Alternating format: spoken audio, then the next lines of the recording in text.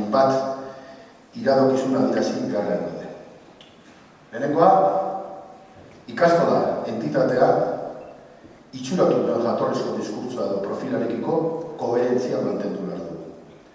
Hitzaldi honen lehen pasartean, 3 ezaugarri azpimarratu genituen, hotz, erantzun, autoratua hezkuntza eta arloetan, gizarte mugimendua eta kooperatiba klabean ulerturiko elkartea. Aipatutako koherentzia mantentzea, barneko kohesioa ez ezik, euskal gizartearen aurreko zilegitasuna emango dugu. Bigarrenez, eta aurreko printzipioarekin bat eginez, euskal gizartearen zertaturik egoteko parte hartze soziala bermatzeko gaitasuna bermatu behar dugu. Etengabe errepikatzen ari gara eta etengabe egon gara ez errepikatzen, ez garela hezkuntza arloko erakunde hutsa. Beste, gizarte mugimendu eta eragileekin batera agertzeko eta akordioak lortzeko ahalmena erakutsi behar dugu. Gure kasuan bereziki, lehen aipatu da moduan, euskaldintza eta kooperabegintza arlokoak.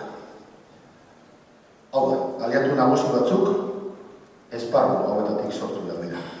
Era berean ere, arlo unibertsalean, bere hizkuntza duten eta edo bere hezkuntza sistema zainen duten herri eta nazioarteko elkarte erakundeekin akordioak lortzeko asmoa du.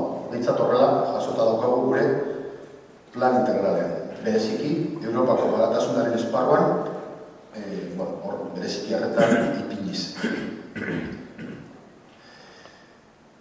Gerora begira, gure egite soziala erakutsi beharrean emorik, ezinbestekoa da autoedarketarako autonomia eta independentzia mantentzea. Barrio esan dut, ez gara hezkuntza arloko erakunde hutsa. Beste mugimenduarekin batera agertu beharra dugu. Eta agertzen gara zen beharra dago. Zerrenda luze bat egin barik, kontseiluan daude, gendegia, erkide, Euskal Universitatea. Beraz, agertu beharra hori daukagu eta osatzen ari gara. Baina era berean ere, gure ibilbidea ezaugarriak eta zergatik esan dirazi, ikastola eta ikastola taldearen interesak ahaztu gabe. Ikastolen taldeak, lankidetza harremanak eta itunak beste agente batzuekin ezartzeko borondatea du. Baina beti ere, interes publiko proiektuen eta gitarroen garapenaren inguruan. Ezin dugu, eta bai azpimarratu behar dugula, inolako erakunde publiko edo talde pribatuarekiko menpekotasun estrategikorik adierazi.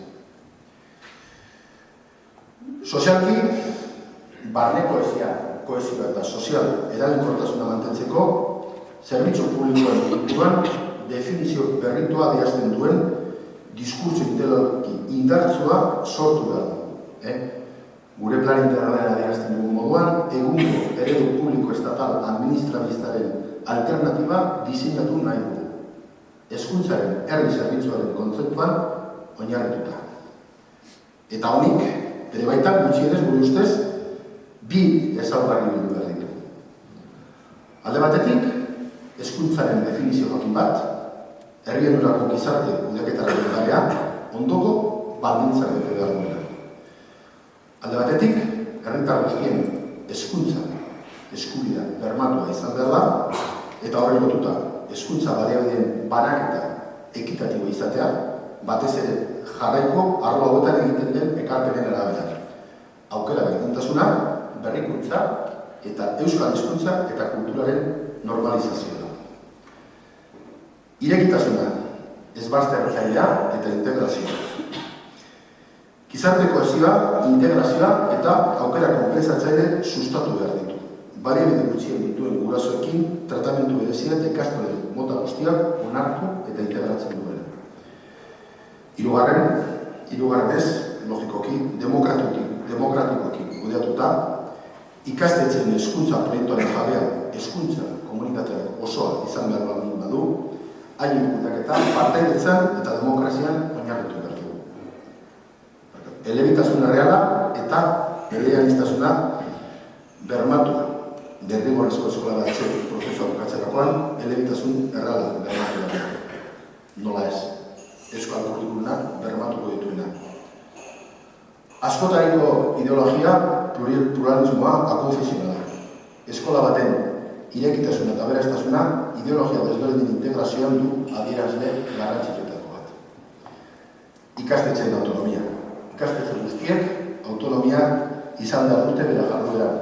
Horen isla ikastetxearen hezkuntza proiektua dugularik. Ekitatetarako autonomia ikastetxetan somatzen diren gabezi sozioekonomikoi aurre eginez. Nola ez, ebaluazio prozesuak eta kontrol soziala. Ezin baita eskatu autonomia du ikastetxea ebaluazioik eta kontrol sozialik gabe. Eta amaitzeko, herritarren oinarrizko eskubideak zaintzeko, herritarrei zerbitzuen funtzionamenduaz bezala informazioa eman behar dira. Edozein erakundeak, edozein taldeak, eraginkorra izan behar du, nahi badu, bere zedeak eta ikuspegiak gauzatzeko gerora begira jarraipena ziurtatu behar daude. Erakunde eta elkarte gisa, azken 50 urteetan bere burua, nabarmen duen taldeak, ikastolen taldeak, neurriak hartu behar dira. Ondo likatzen ez den lorea zimeldu egiten da. Kooperatiba lorea asko maitatu arren, ez badu behar bezala zaintzen, eskuartean daiteke. Neurriak egun hartu behar ditu. Sintesi gisa, zaila izan arren, ikastolen aldetik, esandakoaren nolabaiteko sintesia burutu beharko bagenu, 2 mailatan jardungo genuko, 2 edo 2 erronkaz marratuko genituzke. Alde batetik, zera mantendu garritu bebaitan etengabe jatorrizko ezaugarrien, etengabe aipatu dugunak, euskera, euskal kultura, partaidetza soziala, eta behar izan berrien, erakunde kooperatiboa, eta kalitatezko zerbitzu eraberituak arteko tentsioa, dialektika. Talde egonkorra garela bermatuz. Eta bigarrenek, biharretzi nola bat egin, eta zeintzuk hildo azaldu antzerako jarrera, eta posizioak alderikatzen dituzten talde eta